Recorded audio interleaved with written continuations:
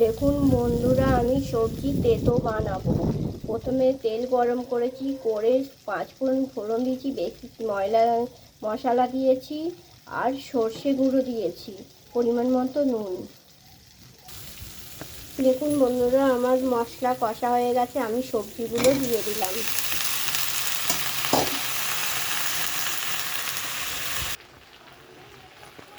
দেখুন বন্ধুরা, আমার মশলা কষা হয়ে গেছে, আমি জলটা দিয়ে দিলাম।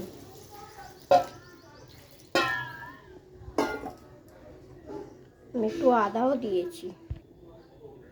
দেখুন বন্ধুরা, আমার তেতো রেডি। এইভাবে আপনারা বানাবেন, খেতে খুব ভালো লাগবে।